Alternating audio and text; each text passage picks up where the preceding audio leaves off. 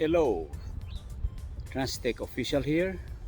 In this video, I'm gonna show you how to fix a pool recirculating pump that lose its suction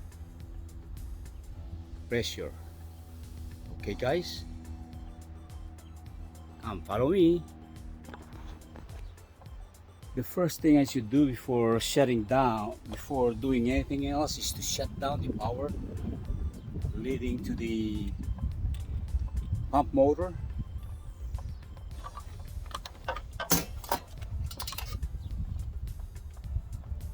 Okay, now I got it turned off already.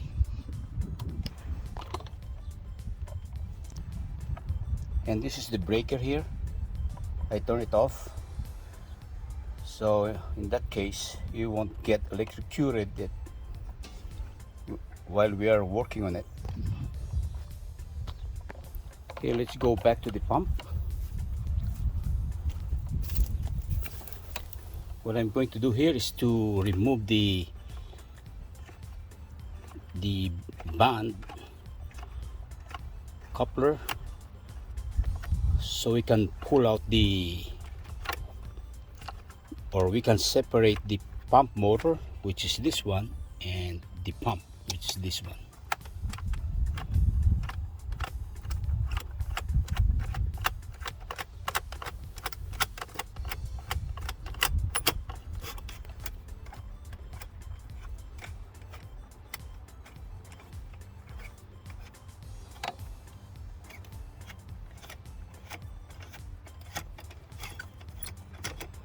Almost there.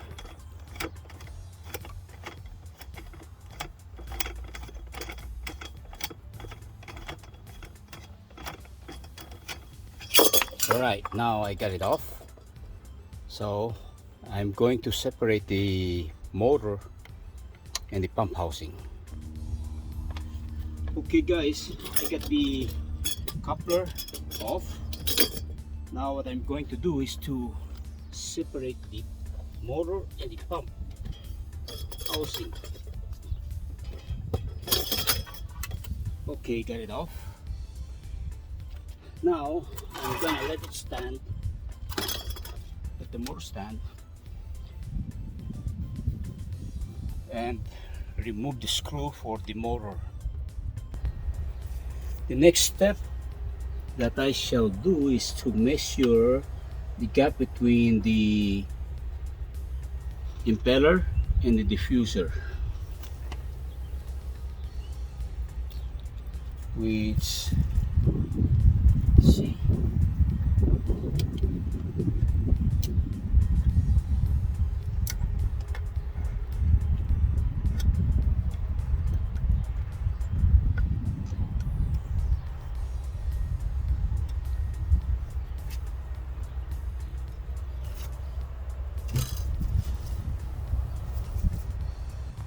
I'm gonna do it at close-up so you'll see what I'm doing here.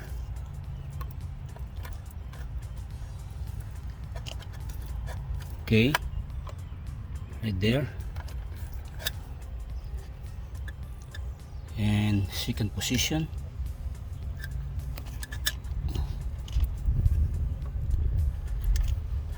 Okay, and the third position.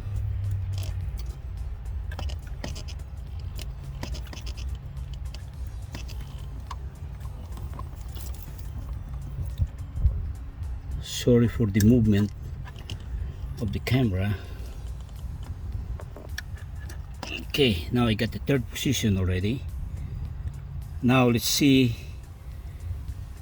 how much is the gap between the impeller and the diffuser. Okay, I did some measurement on the clearance between the impeller and the diffuser, and what I got here is the total of 35,000 of an inch, which is way over the maximum tolerance allowed Now what I'm going to do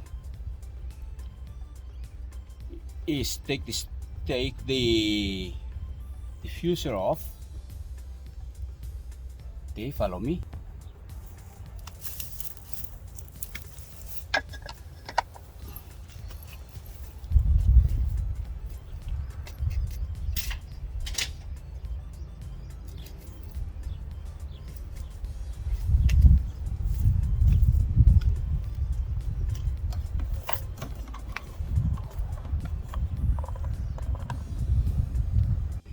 Good morning guys, Transtech Official here. This morning I'm going to continue the repair of the water pump.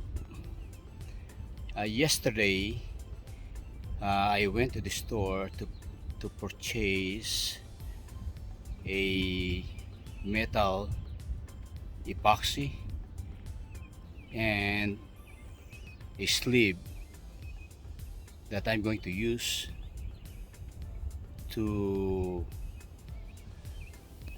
repair the diffuser of the water pump, because the wear is so excessive that the pressure is leaking through the side of the impeller. Now come follow me. Here is the cover of that sleeve that I bought. This is a part of it. Actually, this is the full length of that sleeve. Now what I did, I formed it so it will fit inside this diffuser. As you can see, this is it.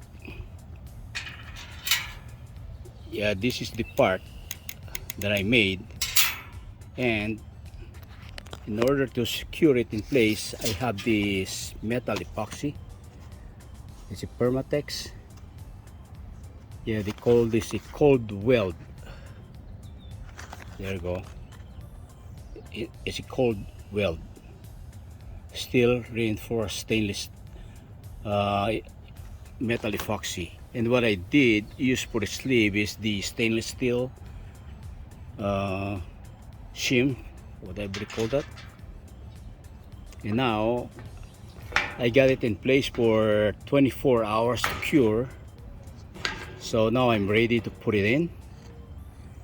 Okay, right guys, and this is the O-ring lubricant that I'm going to use,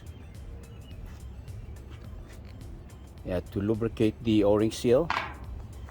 There's one here, and also there's another one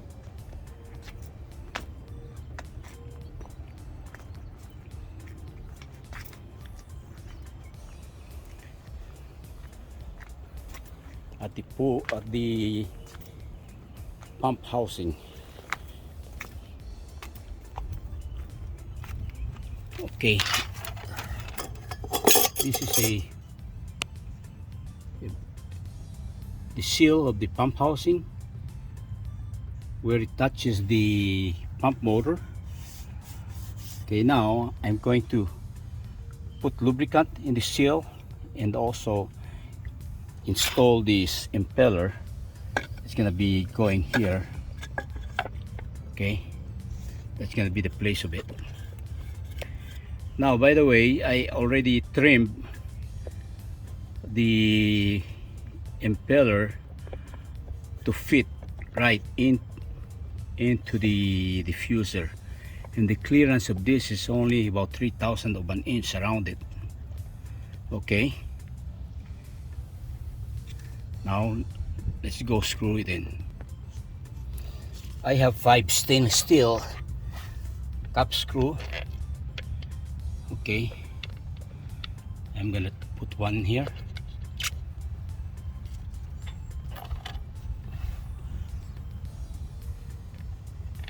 then one here,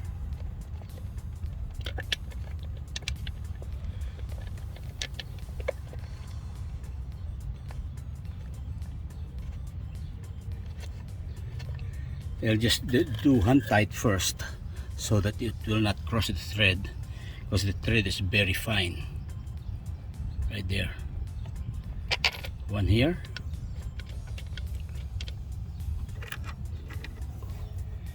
One here.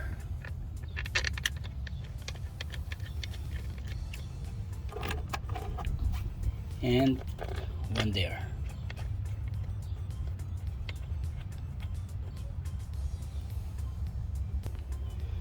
These are the tools that I'm going to use.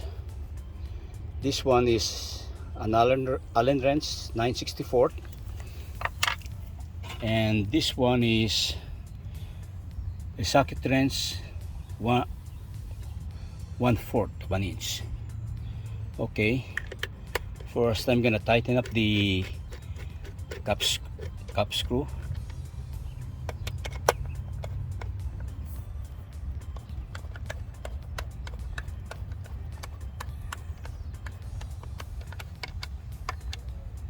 Not very tight, just enough that the surface of the impeller is going to be flat into the motor plate.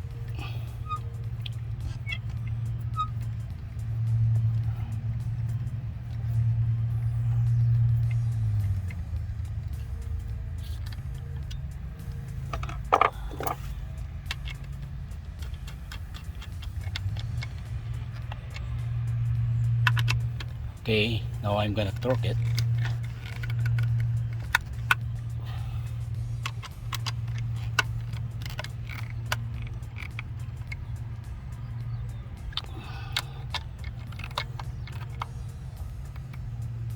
Not very tight.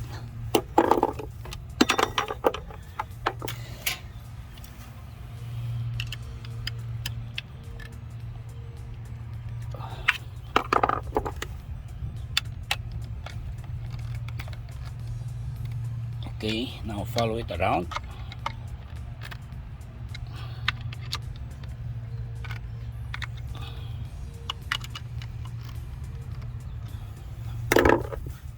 And finally.